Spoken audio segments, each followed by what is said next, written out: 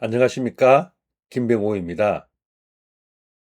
PM 실무 내용 중 일정 산정과 일정 약속은 무엇이 다를까에 대해서 설명드리겠습니다.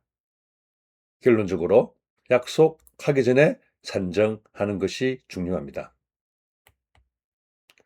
이번 영상에서는 산정과 약속의 차이는 무엇이고, 산정 시 고려할 사항, 일정 계획의 신뢰도에 영향을 미치는 요인, 하향식 산정과 상향식 산정의 차이에 대해서 살펴보겠습니다. 산정과 약속의 차이에 대해서 말씀드리겠습니다. 프로젝트 목표를 약속하기 전에 산정의 대상이 되는 규모, 기간, 공수, 예산을 산정해야 합니다.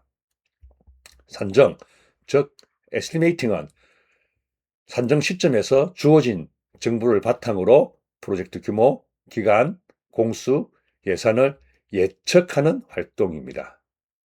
반면 약속은 커미트먼트라고 하는데, 커미트먼트는 산정 결과와 그리고 조직의 상황을 고려해서 프로젝트 목표를 확정하는 활동입니다. 따라서 산정은 논리적으로 체계적으로 수행하는 공학적인 활동이라면, 약속은 여러 가지 사항을 고려해서 전략적으로 의사결정하는, 디시전 메이킹하는 그런 사항이 되겠습니다. 산정이 틀리면 오차, 약속이 틀리면 약속을 어긴 것이라고 이야기합니다. 커미트먼트는 자발성이 중요합니다. 따라서 약속은 합의한 결과를 여러 사람들이 있는 공식적인 자리에서 말하는 것을 의미합니다. 체계적인 산정 없이 계획을 확정하게 되면 부실한 계획으로 이어집니다. 그래서 약속하기 전에 산정을 해야 한다고 말씀드렸습니다. 이상의 순서는 다음과 같습니다. 주어진 정보를 바탕으로 최대한 산정의 신뢰도를 높이고, 그리고 프로젝트가 처해 있는 상황이나 목표, 제약 조건들을 고려해서 약속을 해야 합니다. 그리고 그 약속을 이행하기 위한 상세 액션 아이템을 정의하는 것을 계획이라고 보시면 되겠습니다. 산정과 약속 시 유의사항에 대해서 말씀드립니다. 산정 없이 목표를 기습적으로 약속당하면 절대로 안 됩니다. 예를 들어서 경영청이 회의 자리에서 또는 개인 면담하는 자리에서 땡땡 PM님이라면 이번 일을 6개월 내에 끝낼 수 있을 것이라 믿습니다. 그렇죠?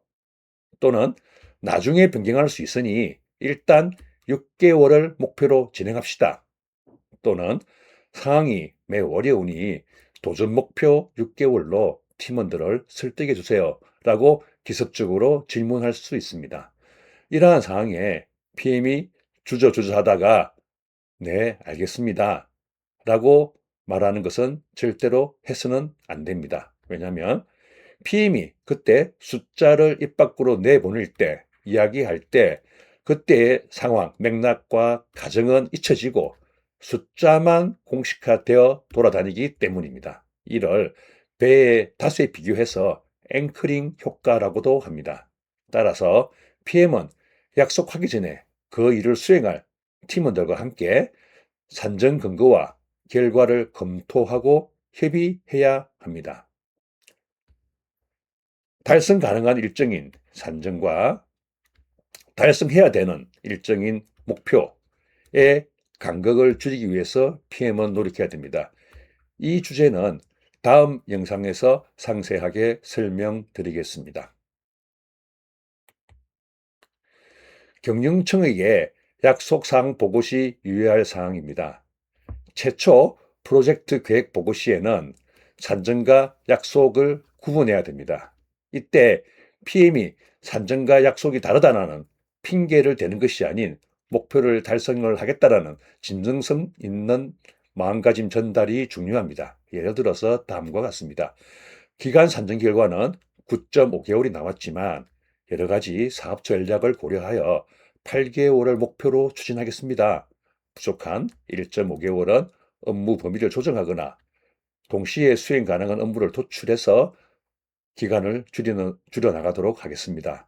이런 식으로 말하는 것입니다. 그리고 경영청에게 보고하는 프로젝트 계획서에는 가정을 포함하여 유관 부서의 협조를 받아내도록 하는 것이 좋습니다. 예를 들어서 땡땡 업무에 업종 전문가 3명을 언제까지 투입하는 것을 전제로 합니다.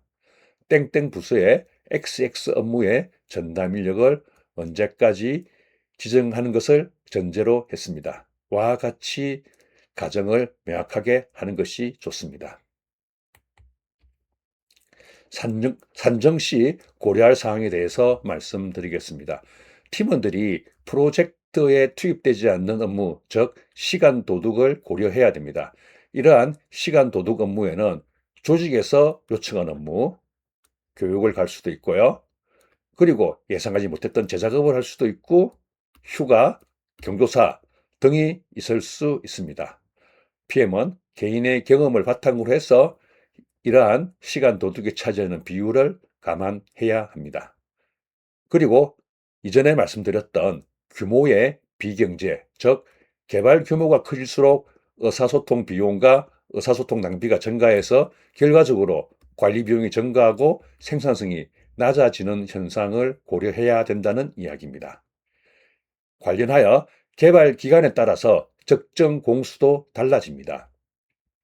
적정 기간 이하로 기간을 단축하기 위해서는 비선형적으로 많은 공수가 투입됩니다. 이는 규모의 비경제, 즉 인원이 많아져서 생산성이 낮아지는 것과 관련이 있습니다.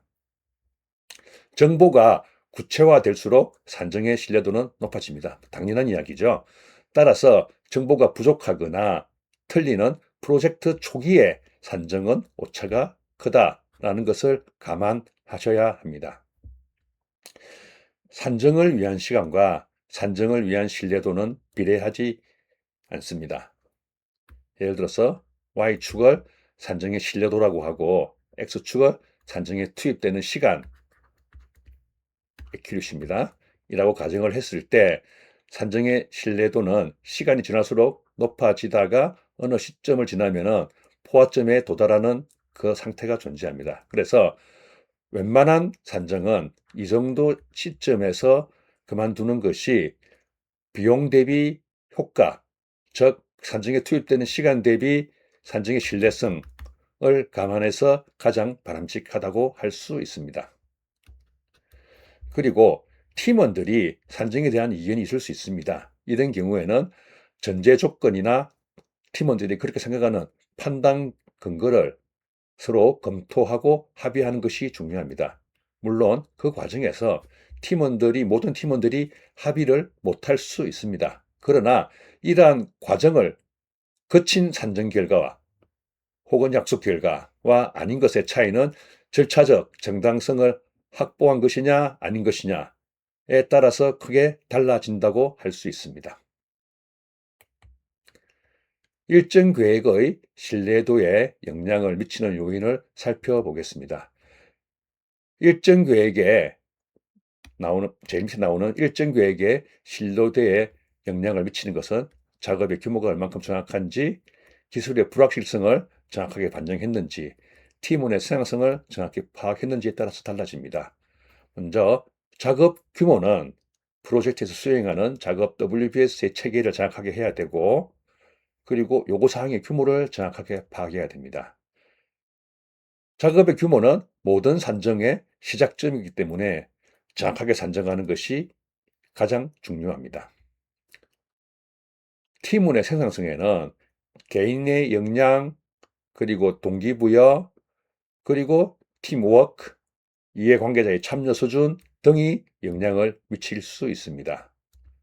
그리고 기술의 불확실성도 같은 일을 같은 사람이 하더라도 기술이 불확실할수록 생산성은 낮아지고 맨만스는 높아진다라고 이해하셔야 합니다.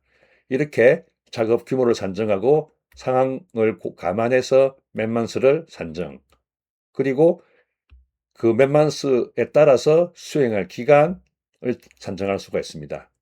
그 다음에는 작업 순서를 요 안에서 감안하게 되면은 전체 착수일과 종료를 결정하는 일정 계획을 수립할 수가 있습니다. 소프트웨어 프로젝트가 아닌 건설 또는 엔지니어링 프로젝트인 경우에는 장비의 가용성, 인허가, 날씨도 일정 계획의 신뢰도에 큰 영향을 미칩니다. 하향식 산정과 상향식 산정에 대해서 말씀드리겠습니다. 먼저 하향식 산정입니다. 하향식 산정은 PM의 경험 또는 유사 프로젝트의 실적 데이터를 바탕으로 프로젝트 착수 초기에 짧은 시간에 계략적인 목표를 산정할 때 사용합니다. 이 산정의 순서는 앞서 말씀드린 규모, 공수, 기간, 예산의 순서로 진행하는 것이 일반적입니다. 프로젝트 업무 과업 규모는 유사 프로젝트의 업무 규모를 참조하여 해당 프로젝트의 범위나 업무 내용의 규모를 산정하는 것이 가장 좋습니다. 그리고 프로젝트 업종에 따라서 이 규모를 산정하는 단위는 다릅니다. 소프트웨어 프로젝트인 경우에는 애자일에서 활용하는 스토리 포인트, 그리고 폭보스 모델에서 활용하는 펑션 포인트 등을 들 수가 있습니다. 그런데 이러한 데이터가 가용하지 않아서 어떤 경우에는 일자, 며칠에 해당하는 거죠. 개발 기간을 규모로 산정하는 경우가 있는데 이는 정확한 규모 산정 지표로는 활용하기에 적합하지 않습니다. 프로젝트 공수를 산정할 때는 생산성을 기반으로 산정하는 경우와 생산성을 구하기 어렵고 적합하지 않은 경우에는 월별, 역할자별 몇만 수를 다 더한 총 투입 몇만 수를 산정할 수가 있습니다. 주로 개발자는 이렇게 생산성 기반으로 산정하고 QA나 디자이너 그리고 아키텍터 이런 자원들은 역할자별 투입 몇만 수를 더해서 산정하는 것이 일반적입니다. 그리고 마지막 기간 산정은 산정된 몇만 수 그리고 투입 가능한 인원을 고려하여 최종 기간을 선정하게 됩니다. 개발자의 예시로 산정하는 절차를 살펴보겠습니다. 예를 들어서 규모 측정 방법을 스토리 포인트로 하기로 했고 요구사항 규모를 착수 시에 200으로 산정했다라면 그리고 과거 생산성 데이터를 보면 1몇만 수당 개발자가 20 스토리 포인트를 개발했다고 하면은 전체 투입 공수는 200을 20으로 나누면은 10몇만 수가 나오게 됩니다. 그리고 현재 가용한 개발자가 4명 있다라면은 개발에 필요한 기간 200몇만 수를 4명이 개발할 때 2.5개월이 필요로 하다고 산정할 수가 있습니다. 상향식 산정입니다. 상향식 산정은 프로젝트 계획 수립 후반부에 상세 일정 계획을 확정하기 위해서 수행하는 것입니다. 달성 가능한 일정은 상향식 산정을 통해서 확정되게 됩니다. 상향식 산정을 하기 위해서는 WBS를 상세하게 정의하고 개별 작업을 수행할 담당자 자원을 결정해야 합니다. 그리고 그 담당자가 해당 작업의 규모나 소요 기간을 산정하고 PM은 개별 작업의 소요 기간뿐만이 아니라 작업 순서, 자원의 가용성, 재작업 등을 반영하여 전체 일정을 산정하게 됩니다. 개별 요구 사항에 따라서 개별 작업 규모를 산정하고 개별 작업 규모에 따라서 개발을 위한 맨데이, 전체 맨만스, 그리고 개별 요구 사항에 대한 개발 기간을 합쳐서 작업 순서를 감안하게 되면은 전체 개발 기간이 나오는 방식과 같습니다. 이상 말씀드린 내용 중 기억할 것 4가지를 말씀드리겠습니다. 산정은 달성 가능한 기간과 자원을 예측하는 활동이고 약속은 산정 결과와 사항에 따라서 목표를 합의하고 확정하는 활동입니다. 기간 산정 시에는 프로젝트에 투입되지 않는 시간, 즉 시간 도둑을 감안하셔야 합니다. 상향식으로 달성 가능한 일정을 산정한 뒤 목표 일정과 비교하여 범위와 자원, 수행 방식을 조정해서 2 내지 3개의 선택지를 개발하여 이해관계자, 고객 또는 경영층과 협의해야 합니다.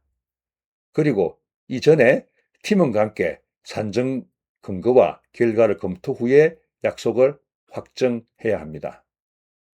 이상 설명을 마치겠습니다.